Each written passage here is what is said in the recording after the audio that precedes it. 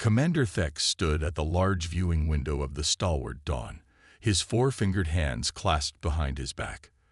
The blue and green planet called Earth filled much of the view, looking deceptively peaceful against the backdrop of space. His silver skin reflected the pale light from the planet, and his large, dark eyes narrowed as he studied what would soon be another conquest for the Galactic Federation. "Display the latest intelligence report," he ordered, his voice deep and steady. A holographic screen appeared before him, showing images and videos of the primitive species known as humans. What caught his attention, however, were the creatures that lived alongside them. Lieutenant Pike, his most trusted officer, stepped forward. "Sir, our scouts report that humans keep dangerous beasts in their homes. They call them pets and companions."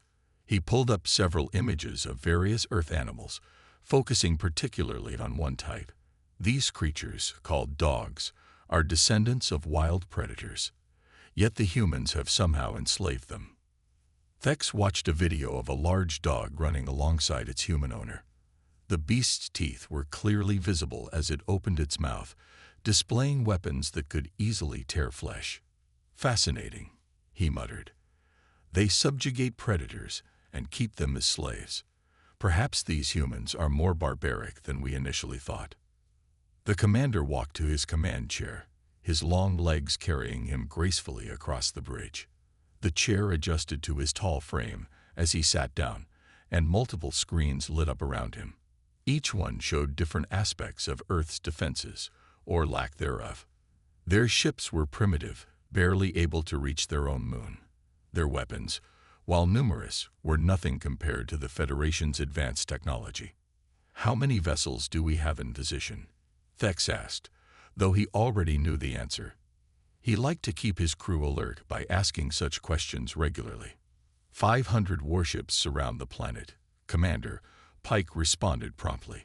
"Another 300 are positioned near their moon as backup. We have enough firepower to reduce their major cities to ash within hours." Thex nodded, but his attention was drawn back to the images of humans and their beasts. One video showed a small human child hugging a massive dog, the creature easily large enough to kill the young one. Yet it simply stood there, allowing the embrace. "Their relationship with these beasts troubles me," he admitted. "It shows an unpredictability we should be wary of." A junior officer approached with a data pad, bowing slightly. "Sir, we've intercepted more of their entertainment broadcasts. They have countless stories about these dogs being loyal, protective, and even sacrificing themselves for their human masters." The officer paused before adding, "They seem to value these relationships greatly." Commander Thex rose from his chair, his tall frame casting a shadow across the bridge. A species that can bend predators to their will and inspire such loyalty. Perhaps this is why the Council insisted we bring such overwhelming force. He turned to face his crew, all of whom stood straighter under his gaze. "We must not underestimate them, despite their technological inferiority." The massive viewscreen suddenly showed movement near Earth's atmosphere. Their sensors had detected several primitive satellites changing position, likely the humans' attempt at gathering intelligence about the Federation fleet. "They're watching us," Pike observed. "Good," Thex replied, a slight smile forming on his thin lips. "Let them see our power. Let them understand the futility of resistance." He paused, considering his next move carefully. "Prepare the communication array. It's time we introduced ourselves to these beast tamers." As his crew hurried to comply with his orders, Thex returned to the viewing window. Earth continued its peaceful rotation, unaware that its fate would soon be decided. The commander's reflection stared back at him from the reinforced glass, his expression stern but curious. These humans were either incredibly brave or remarkably foolish to keep dangerous predators in their homes. Soon, he would discover which was true. "Sir," Pike called out, "the communication array is ready." "Good," Thex replied, not turning from the window. "Send out the standard pre-invasion scan. I want to know exactly what we're dealing with before we make our presence known." He watched as invisible beams of energy began probing the planet below. Let's see what other secrets these humans and their beasts are hiding. The grand communication chamber of the stalwart Dawn hummed with energy as Commander Thex prepared to address Earth. Hundreds of smaller screens surrounded the main broadcast array, each showing different cities across the planet. Humans were gathering in masses, their eyes turned skyward toward the fleet that had appeared in their skies 3 days ago. All broadcasting systems are ready, Commander, Lieutenant Pike announced from his station. We're tapped into every major communication network on Earth. They won't be able to ignore this message. Thex straightened his formal military uniform, its dark material absorbing the light from the surrounding screens. Begin the transmission, he ordered, his voice carrying the weight of countless successful conquests. The main screen before him lit up with a soft blue glow, indicating that billions of humans were about to see his face for the first time. People of Earth, he began, his translation software ensuring every human would hear his words in their local language. I am Commander Thex of the Galactic Federation. Your planet is now surrounded by our fleet. Your primitive weapons are useless against our technology. Your surrender is not just expected, it is inevitable. The screens showing Earth's cities displayed the growing panic among the humans. Some ran, others stood frozen, and many held their beast companions closer. This last detail caught Thex's attention, strengthening his resolve. We have studied your civilization, he continued. We have seen how you subjugate wild beasts and bend them to your will. Such barbaric displays will not be tolerated in the Federation. Surrender now, and we will teach you a more civilized way of life. Suddenly, one of the smaller screens flickered and expanded. A human male in a formal dark suit appeared, his presence commanding unexpected attention. The name display identified him as Ambassador Jack Thompson. Commander Thex, Thompson spoke, his voice steady and unexpectedly calm. On behalf of Earth's United Nations, I request a face-to-face meeting to discuss your demands. The ambassador's composure irritated Thex. Humans should be trembling, not making requests. You are in no position to negotiate, Ambassador, Thex replied coldly. But your bravery, however foolish, deserves some recognition. What do you propose? Thompson's next words caught everyone on the bridge by surprise. A meeting at the neutral station orbiting Mars. You choose the time. I only ask that I be allowed to bring one of our beasts, our most dangerous one. Then you can judge for yourself if we are as barbaric as you claim. Murmurs rippled through the bridge crew. Lieutenant Pike stepped closer to Thex. Sir, this could be a trap. Their beasts might be biological weapons we don't fully understand. Thex raised his hand for silence, studying the human's face on the screen. There was something in Thompson's expression. Not fear, not desperation, but an almost amused confidence that made the commander deeply curious. Very well, Ambassador, Thex decided. Your request is granted. In 12 Earth hours, we will meet at the Mars station. Bring your beast. Show us the worst of your savagery. It will only serve to justify our actions. Thompson nodded, a slight smile playing at his lips. Thank you, Commander. Oh, and one more thing. Would your station happen to have any tennis balls? Before Thex could question this strange request, Thompson's transmission ended. The commander turned to his intelligence officer. What is a tennis ball? A small spherical object humans use in games, sir, the officer replied, quickly pulling up an image, often used in activities with their beasts. Thex walked back to his viewing window, watching Earth rotate below. They dare to mock us with talks of games at a time like this. He turned to his crew, his dark eyes narrowing. Prepare my shuttle and alert our best guards. If the humans want to show us their savage nature, we will be ready. And find out everything you can about these tennis balls. I want to know what weapons they might be hiding inside them. The bridge crew hurried to comply, while Thex remained at the window, wondering what the humans were planning. One way or another, in 12 hours, he would find out just how dangerous humanity's beasts could be. The Mars orbital station hung silently in space, its silver surfaces reflecting the distant sunlight. Inside the main diplomatic chamber, Commander Thex stood with 6 of his most elite guards, all armed with the latest Federation weapons. The room had been carefully scanned for traps 3 times, and every corner was covered by hidden security cameras. "The human shuttle is approaching, sir," Lieutenant Pike reported, checking his datapad. "Our scans detect 2 life forms aboard, 1 human and 1 significantly larger biological signature." Thex's silver skin shimmed slightly with tension. "Be ready for anything.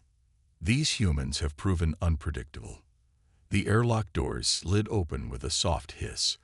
Ambassador Thompson walked in first, looking remarkably relaxed in his Earth suit. But all eyes quickly moved to what followed him, a large golden-furred creature trotting happily at his side. "Commander Thex," Thompson said with a polite nod, "thank you for agreeing to this meeting. This is Max, my companion." The beast called Max looked around the room with bright, alert eyes. Its tail, a long, furry appendage, was moving back and forth in what Thex's research had indicated was a sign of aggression.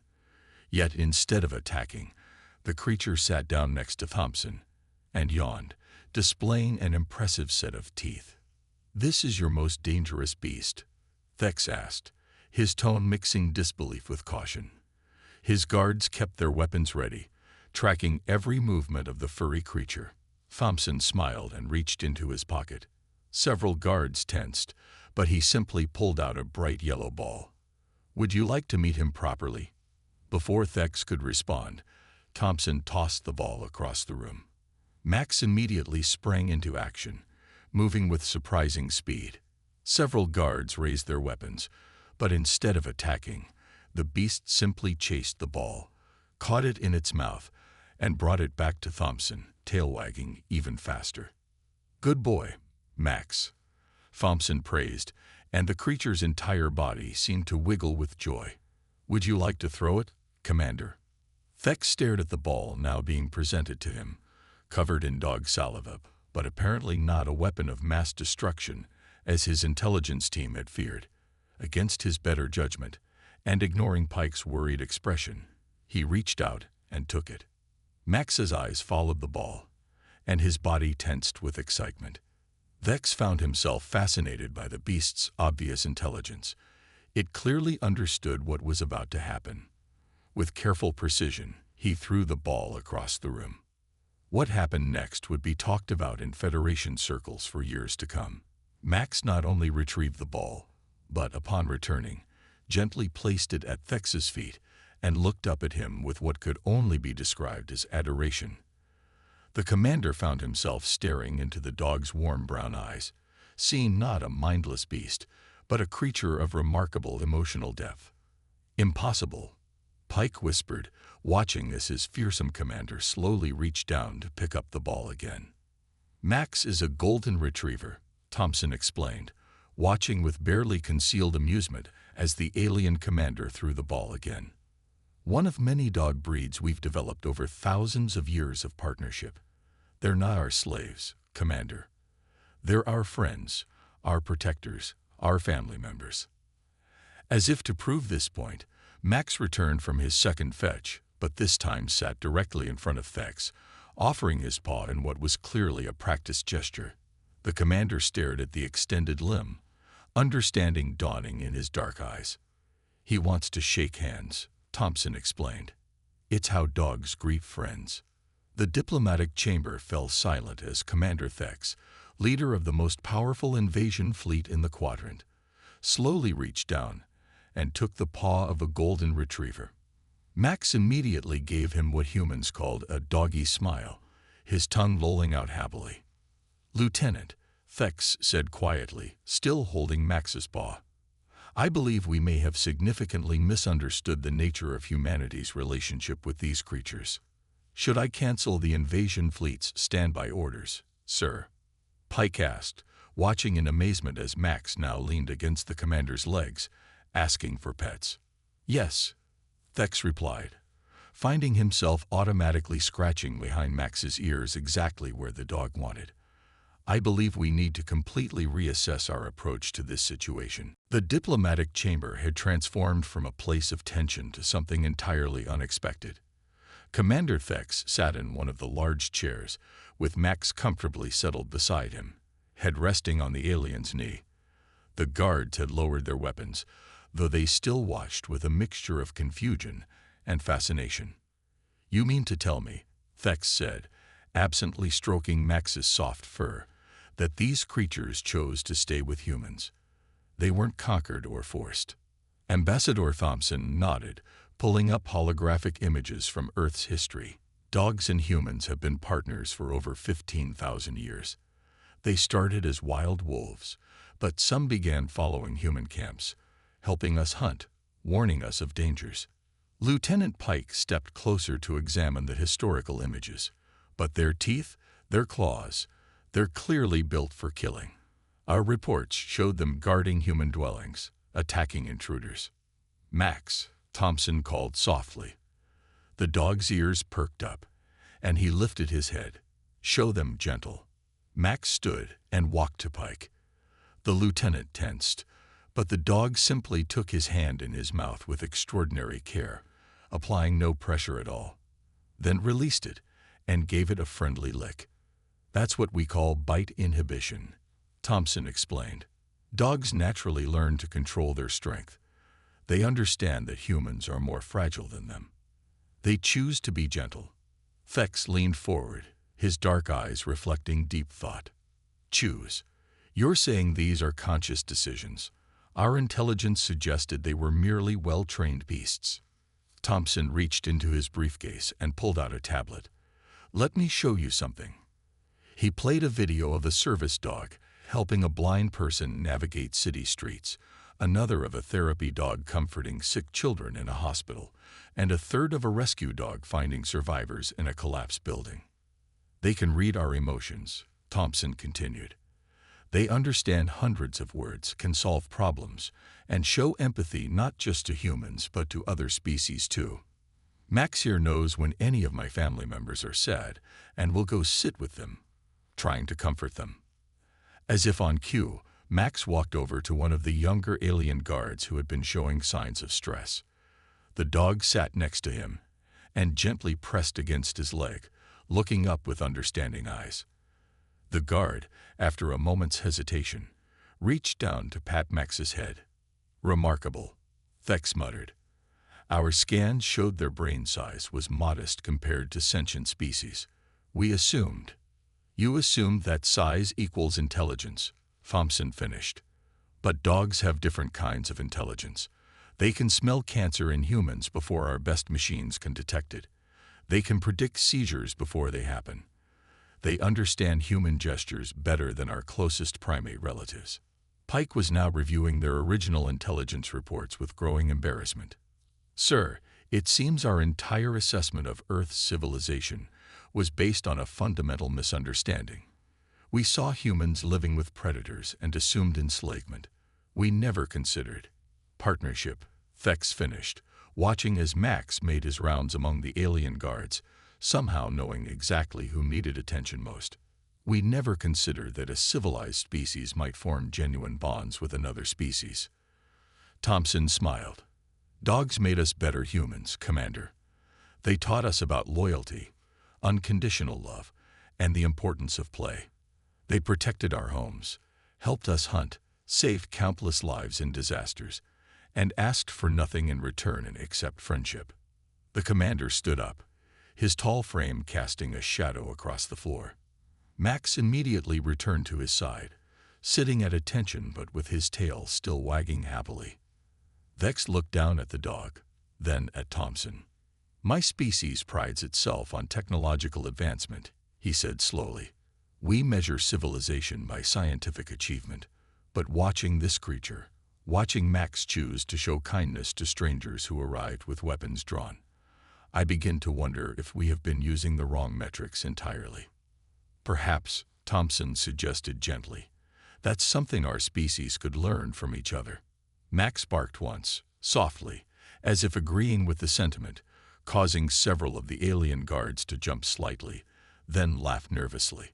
The sound of alien laughter mixing with a dog's happy tail thumps against the floor marked the beginning of a very different kind of diplomatic relationship than anyone had expected. The Mars station's observation deck offered a stunning view of both the red planet and the distant Earth.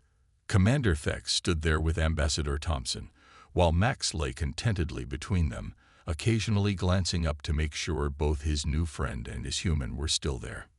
"Your Federation has never encountered anything like this before?" Thompson asked, watching a small smile play across the commander's alien features as Max rolled over for a belly rub. "Never," Thex admitted, kneeling down to oblige the dog's request. "We've domesticated creatures for food or labor, but the concept of emotional bonds with other species." He paused, scratching Max's belly as the dog's leg twitched happily. It was considered primitive, a sign of an underdeveloped civilization. Lieutenant Pike entered the observation deck, carrying new reports. His normally stern expression softened as Max bounded over to greet him.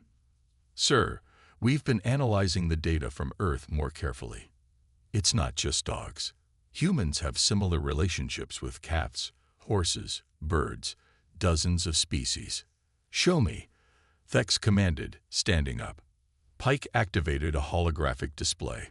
Images floated before them. A cat curled up with an elderly person in a nursing home, a horse and rider moving as one across open fields, a parrot helping teach children to read, an elephant mourning its human caretaker.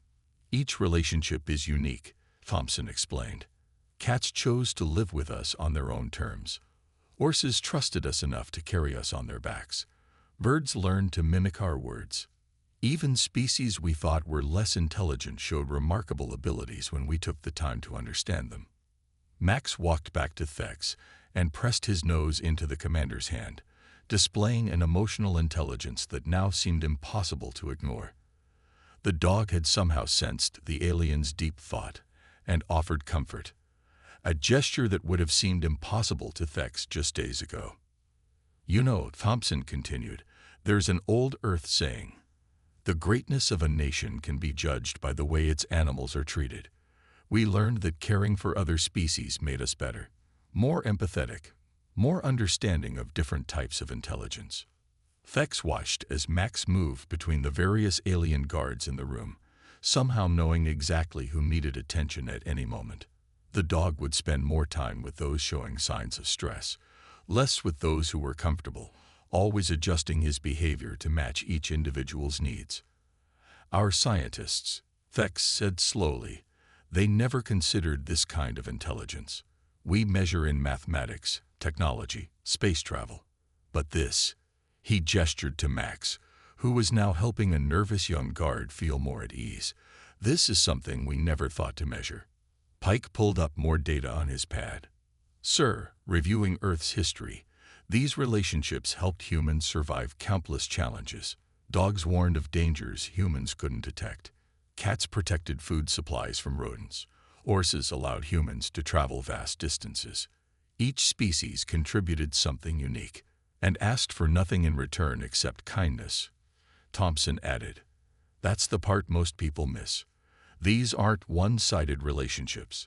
Every species that chose to live with humans did so because they found something valuable in the partnership." Max suddenly stood alert, his ears perking up. Moments later, the station's communication system announced the arrival of new delegates from Earth. The dog's ability to sense this before the announcement made Thex shake his head in wonder. "We came here expecting to find savages," the commander said, watching Max return to a relaxed state. "Instead, we found a species that not only formed peaceful bonds with predators, but learned to understand and appreciate different forms of intelligence. A species that earned the loyalty of others through kindness rather than force." Thompson nodded. "That's humanity's real strength, Commander. Not our weapons or our technology, but our ability to connect, to understand, to form bonds that cross the boundaries of species." Max barked softly, as if adding his agreement to the conversation. Several of the alien guards, who had just hours ago been terrified of the beast, chuckled at the dog's perfect timing. "Lieutenant," Thex said, his voice carrying a new tone of respect, I believe we need to send a very different report to the Federation Council, one that suggests we may have much to learn from Earth's approach to interspecies relationships. Commander Thex sat in his private quarters aboard the stalwart Dawn, studying the latest reports from his fleet's detailed scans of Earth. Max lay sleeping nearby. Thompson had agreed to let the dog stay with the commander for a few hours, an arrangement that would have seemed impossible just days ago. The door chimed, and Pike entered with more data tablets. He paused, smiling slightly at the sight of the feared Federation commander sitting cross-legged on the floor next to a sleeping Earth dog. "The Council has responded to our initial report, sir," Pike said, keeping his voice low to avoid waking Max. "They're confused by our change in stance." Thex nodded, reaching over to gently stroke Max's fur. The dog's tail wagged slightly in his sleep, responding to the touch even in dreams. "I imagine they are. 3 days ago, we were preparing to conquer Earth. Now I'm suggesting we completely revise our definition of advanced civilization. Some council members are questioning your judgment." "Sir," Pike admitted, settling into a chair. "They're suggesting that perhaps you've been influenced unduly by Earth's creatures." As if understanding he was being discussed, Max lifted his head and looked between the two aliens. Then, with perfect timing, he stood up, stretched, and brought his favorite tennis ball to Pike. The lieutenant, who had once been terrified of the beast, now took it without hesitation. Influenced. Thex watched as his stern second-in-command played a gentle game of fetch with Max. "Yes, I have been influenced. We all have. And that's precisely the point they need to understand." He stood and walked to his viewing window, where Earth hung like a jewel in space. "Our entire civilization is based on dominance, Pike. We measure advancement by our ability to control our environment, to bend other species to our will, to impose our way of life on others." Max returned the ball to Pike, but instead of continuing the game, the dog walked over to Thex and pressed against his leg, sensing the commander's troubled thoughts. "Look at this," Thex continued, gesturing to Max. "He knows I'm concerned, not because of any training or conditioning, but because his species has developed genuine empathy. They chose to understand us, to care about our feelings. And humans, instead of exploiting this for power, responded with kindness and partnership." Pike set down his data tablet. "The Council's main concern is that this suggests a fundamental flaw in our evaluation systems. If we've been wrong about Earth, then we might be wrong about many things." Thex finished. He pulled up a holographic display showing various scenes from Earth: children reading to cats in libraries, rescue dogs searching through rubble, horses helping people with disabilities, dolphins guiding lost ships. Each of these partnerships developed naturally, he explained. No force, no genetic manipulation, no technological control. Just mutual understanding and respect between species. And look at the results. Earth's creatures willingly help humans, protect them, comfort them. They've achieved something we never even thought to attempt." Max barked softly, drawing their attention to the door just before it chimed again. A young guard entered, looking surprised that the dog had known of his arrival before he announced himself. "Sir," the guard said, "Ambassador Thompson is requesting permission to come aboard. He says he has something important to show you." Thex looked down at Max, who was already heading toward the door, tail wagging. "Permission granted. Have him brought to my quarters." He turned to Pike. "Perhaps it's time we showed the Council exactly what we've discovered here." "And if they still don't understand?" Pike asked. Max returned to Thex's side, looking up at him with complete trust and friendship. The commander reached down to scratch behind the dog's ears, exactly where he had learned Max liked it best. "Then we'll need to help them understand," Thex replied. "That sometimes the greatest strength isn't in conquest or control, but in the willingness to form bonds of trust and friendship. Max has taught me that much, at least." The dog barked again, tail wagging, as if agreeing with this assessment of the situation. Both aliens found themselves chuckling at his perfect timing. Another small reminder of just how wrong they had been about Earth and its remarkable inhabitants. The Federation Council chamber aboard the Stalwart Dawn had never seen anything quite like this before. The 12 holographic projections of the council members flickered as they watched Commander Thex stand before them, Max faithfully by his side, while Ambassador Thompson prepared to make his final presentation. "Honorable council members," Thex began, his voice steady and confident. "3 weeks ago, we came to Earth believing we had found a primitive civilization that needed to be conquered and enlightened. Today, I stand before you to propose something unprecedented: an alliance with Earth as equals." Murmurs of disagreement rippled through the council projections. One member, Representative Krell, spoke up sharply. "Commander, you wish us to ally with a species that hasn't even achieved unified space travel, based on their relationship with pets." As if on cue, Max walked calmly to Krell's hologram and sat down, looking up at the projection with his head slightly tilted. The gesture was so disarmingly innocent that even the stern council member paused. "What you see is just a pet," Thompson said, stepping forward, "represents something your civilization has never achieved: a voluntary, mutually beneficial partnership between species. No force, no technological control, just trust and understanding." Lieutenant Pike activated a series of displays showing the past 3 weeks of data. "We've documented over 5,000 instances of spontaneous problem-solving between humans and their animal companions. They communicate across species barriers, understand each other's emotions, and work together in ways our science had deemed impossible." "Watch this," Thex said, nodding to Thompson. The ambassador took out a small device and played a sound that only Max could hear. The dog immediately went to a specific guard, gently tugged his sleeve, and led him to a medical kit on the wall.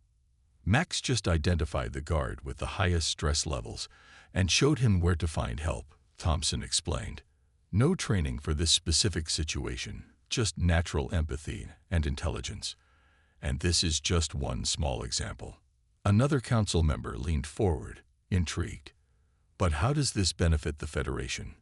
"Imagine," Thex replied, "applying this understanding of interspecies cooperation to our own challenges. Earth has learned to communicate with and earn the trust of species that don't share their language, culture, or even basic biology. Their methods could revolutionize how we approach relations with new civilizations." Max returned to Thex's side, pressing against his leg in a show of support.